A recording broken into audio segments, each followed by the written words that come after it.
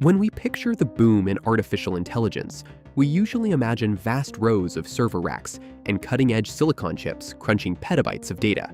But there is a bottleneck in the system. The algorithms powering today's most advanced language models cannot actually teach themselves how to reason. To bridge that gap, tech giants have turned to a massive extraction of human thought, harvesting the logic and judgment of specialized human experts.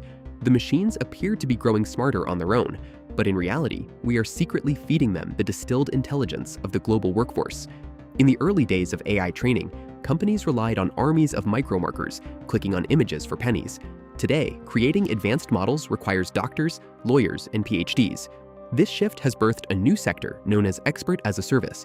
Startups like Surge AI and Mercor operate as intermediaries, sourcing credentialed professionals from around the world.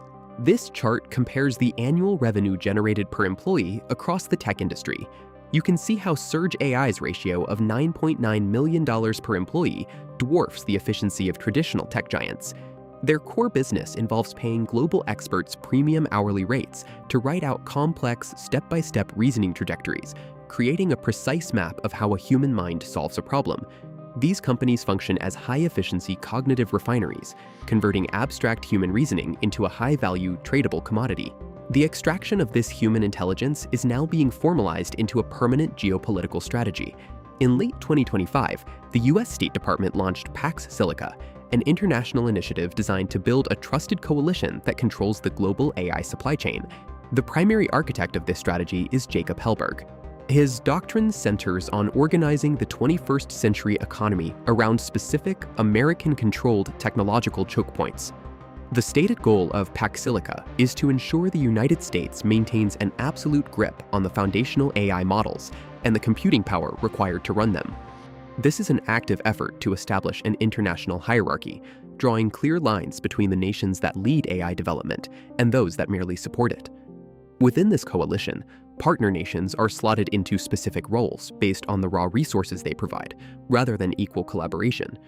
India, with its massive pool of English-speaking STEM talent, has a highly specific utility in this pact, supplying the cognitive raw material.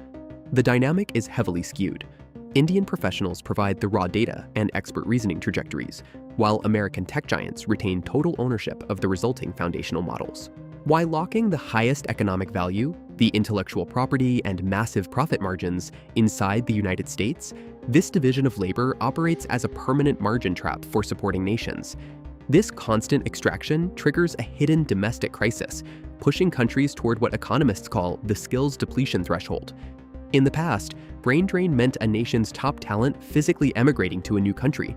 Today, the brightest minds stay home, but their cognitive capacity is exported over the cloud.